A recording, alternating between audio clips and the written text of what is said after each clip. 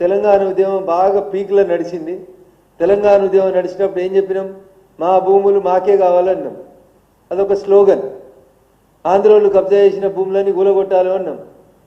ఒక దశలో తెలంగాణలో భూముల్ని లాంకో హిల్స్లు, పద్మాలయ స్టూడియోలు, రాఘవేంద్రరావు గారు ఇట్లా పేర్లు చెప్పాలంటే చాలా మంది కబ్జాలు చేసుకున్నారు.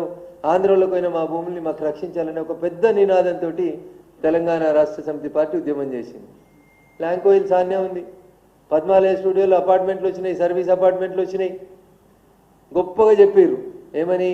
ఇక్కడ హైటెక్ సిటీ పక్కన పెద్ద పెద్ద బంగ్లాలు కడితే ఈ బంగ్లాలన్నీ ఎంక్రోచ్మెంట్లని జేసీబీలు ఇటాచీలు తీసుకుపోయి వాటి మీద ఎర్ర సిరాతోటి రాసి ఈ భూములన్నీ గురుకుల ట్రస్ట్ భూములు, వీటిని అన్నింటినీ కబ్జా వెనక్కి తీసుకుంటుంది తెలంగాణ ప్రభుత్వం అని చెప్పి నోటీసులు ఇచ్చి రాసేసి వచ్చారు.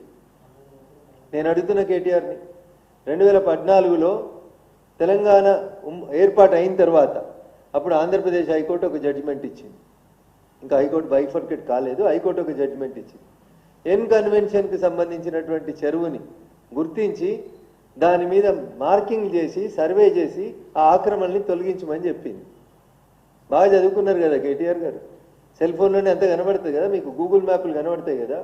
2014లో సాక్షాత్తు ఈ రాష్ట్ర సర్వోన్నత న్యాయస్థానం ఎన్ కన్వెన్షన్ను కూలగొట్టుమని ఉత్తర్వులు ఇస్తే ఎందుకు ఇన్ని సంవత్సరాలు మీనమేషాలు లెక్క పెట్టారు?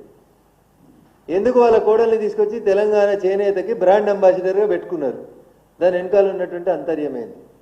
2014 నుంచి 2024 దాకా చెరువుల కట్టిన ఎన్ కన్వెన్షన్ ఒక్కొక్క ఫంక్షన్ పేరిట వసూలు చేసినటువంటి డబ్బుల్ని ఇలా తెలంగాణ ఖజానాలో జమ చేపిస్తారా చేపియరా? ఇలా రేవంత్ రెడ్డి గారు కూడా చెప్పాలి.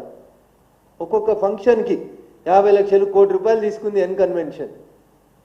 10 సంవత్సరాలు 2014లో దాన్ని సర్వే చేసి తొలగించమని రాష్ట్ర సర్వోన్నత న్యాయస్థానం చెప్తే మున్సిపల్ అడ్మినిస్ట్రేటివ్ మినిస్టర్గా పనిచేసిన కేటీఆర్ గారు 10 సంవత్సరాలు ఎందుకు ఎన్ కన్వెన్షన్ని తొలగించలేదు? దాని వెనకాల ఉన్నటువంటి లాలూచి ఏందో చెప్పుండ్రు.